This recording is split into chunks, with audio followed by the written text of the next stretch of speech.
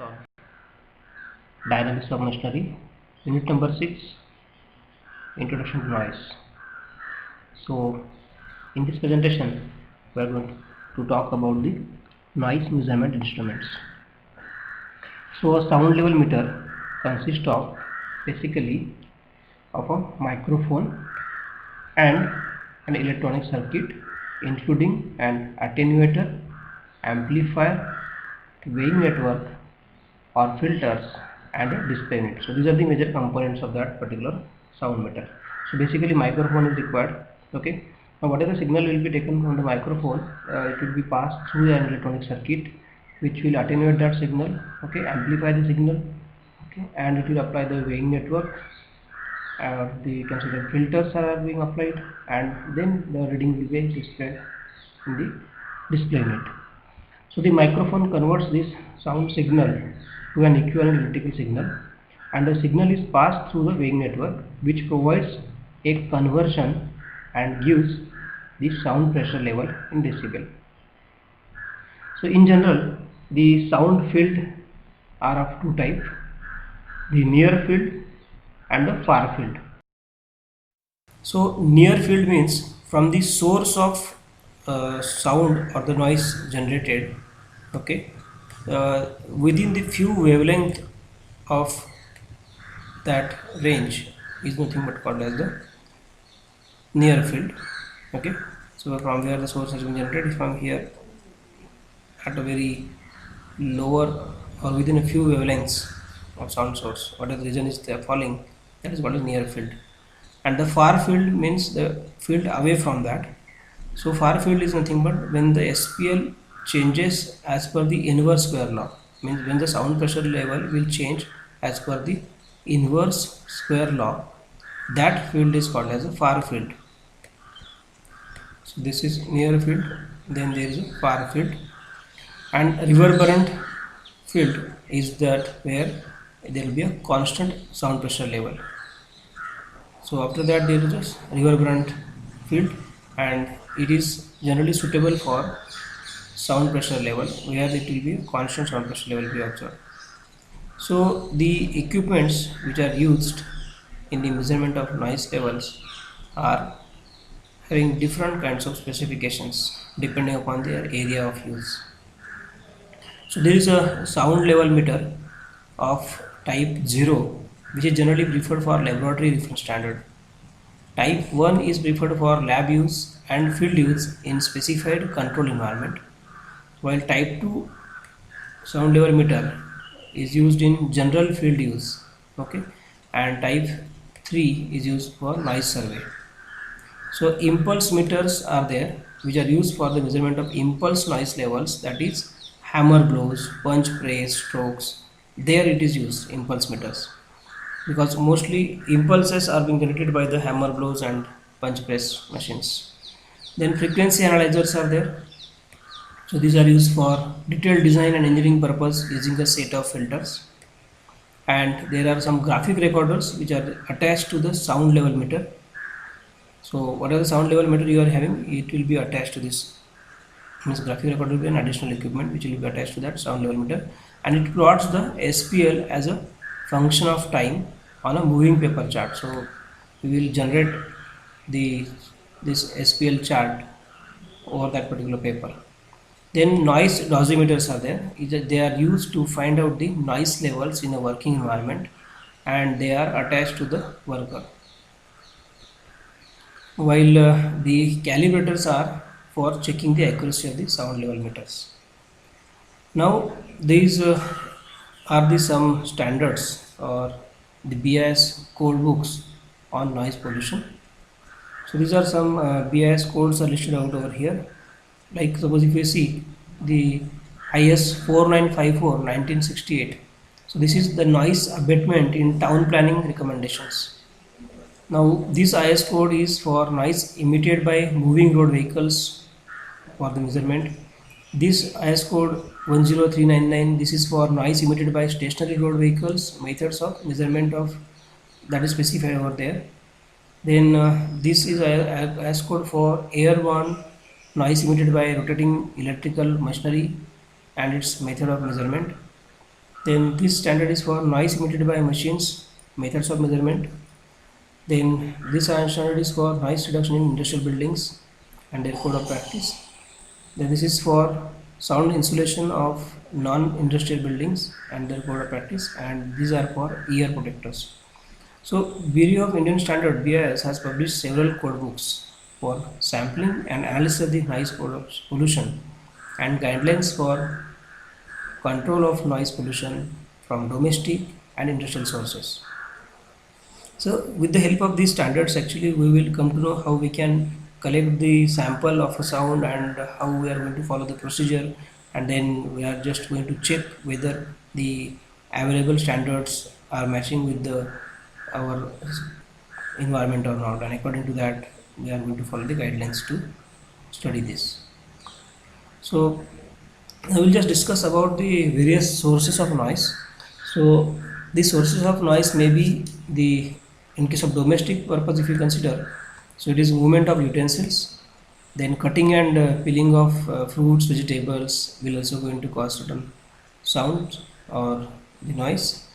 And from nature, means naturally the shores, birds or animal shouts, then wind movement, then sea tide movement. Even now when you are listening to this particular videos, you will find out that in addition to my voice, there is a sound created by the birds when they are shouting, so that all these are also being recorded here. So you might have also experienced this in the previous many presentations also, that so many bird sounds are coming.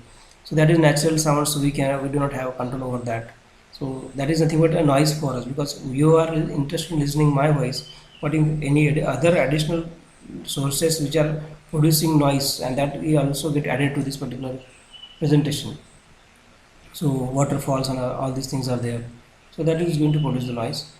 Also the sources, commercial sources, nothing but when vendors are shouting, some automobiles are moving on the road, or aeroplanes, or some marriages are going on there, so many people are there in the small space, so they are discussing, all those are different discussions going on.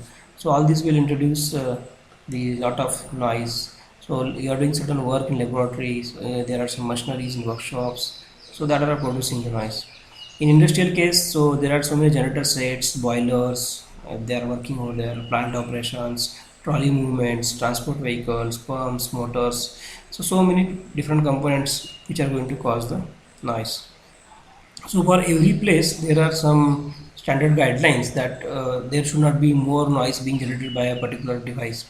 For example, if you consider the source as an air compressor, so air compressor, its noise level should be between 95 to 104.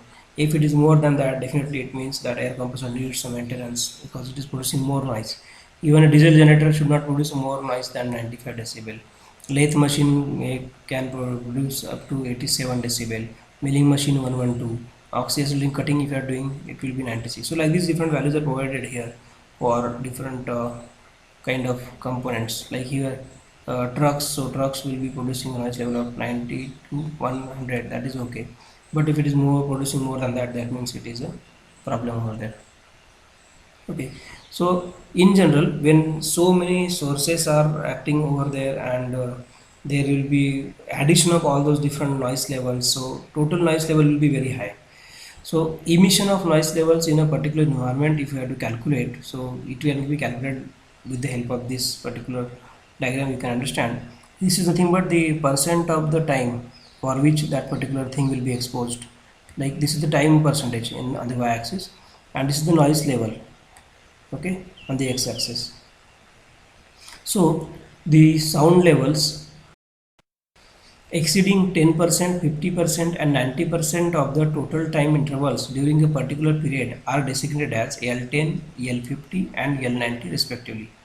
That means some sounds are created only for 10% of the total time. Suppose if you consider the period of 24 hours as a 100% time, okay, so 100% 0 to 100, this is the percentage of time, okay, means 24 hours. And in that 24 hours, now whatever the vehicles are moving on the road, that generally occurs in a day period, and that too there is a peak period during the office timing, when the people are going to the offices and when the people are coming back from the office, means the evening timing. So you will find out that for 10% there is a too much of noise being produced by the vehicle, so that is being indicated as L10. While 50% of time there will be certain sources which are producing some noise, that will be indicated as L50, and for 90% of period whatever the sources are producing noise, continuous noise in the homes, in the offices, in the surrounding, that is called as L90. Okay, so 90% of the sound levels are about 64 dB. So you will observe in general that 90% of the sound levels are 64 dB in general, and local disturbances increase the sound levels.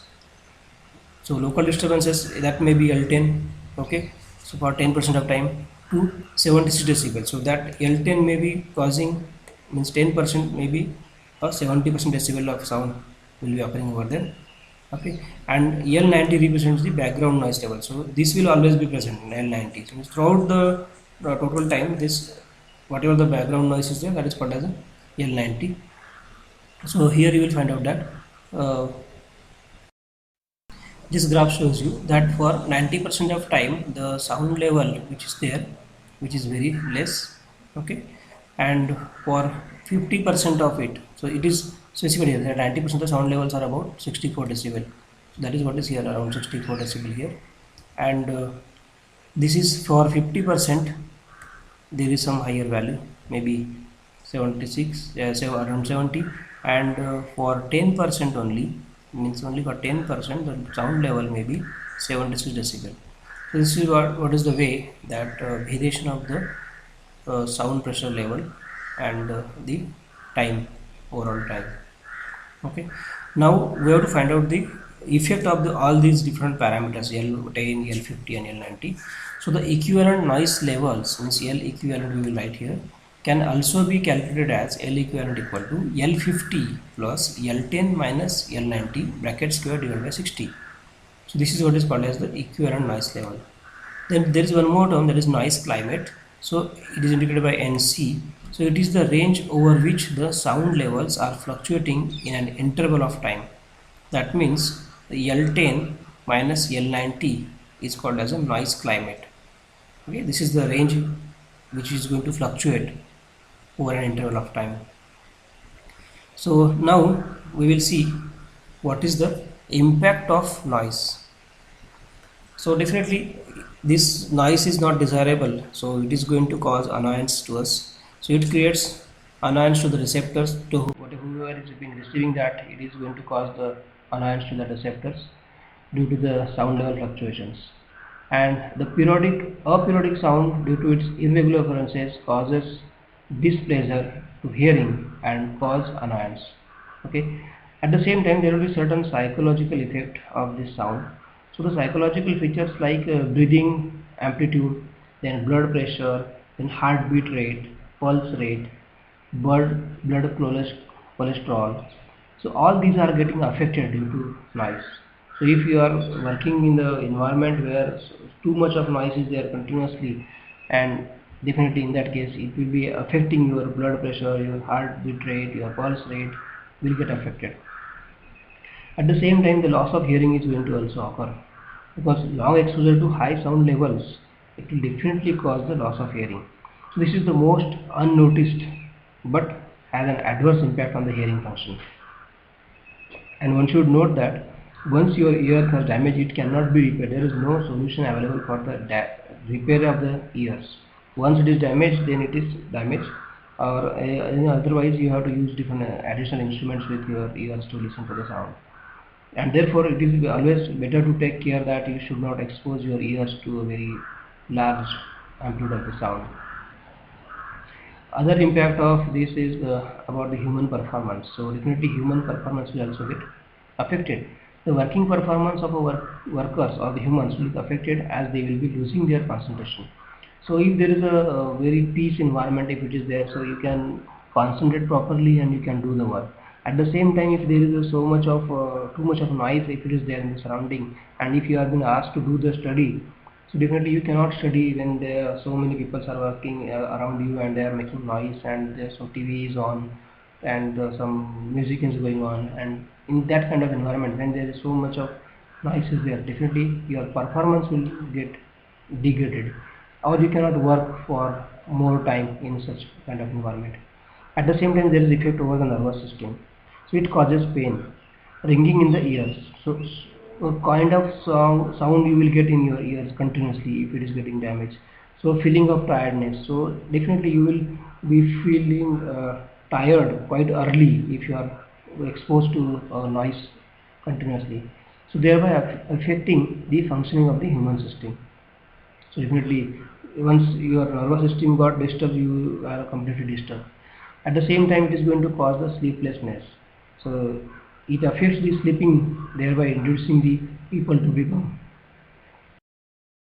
restless and lose concentration and the presence of mind during their activities. So definitely that is very important, and if you are exposing yourself to the so much of noise, then you have to face this kind of problems. Then damage to the materials also. So the buildings and the materials may get damaged by exposure to infrasonic or ultrasonic waves, and even when they will get collapsed also. So you might have seen that if you are increasing the very high sound level, and if there is a glass components in your house, so if you just increase the volume of your speaker very to a larger value, that glass may break. Okay, and definitely, so we have to take care that this impact of noise has to be taken care of. So now in the next class we are going to see how we can control this noise pollution. So we'll just stop here. Thank you very much.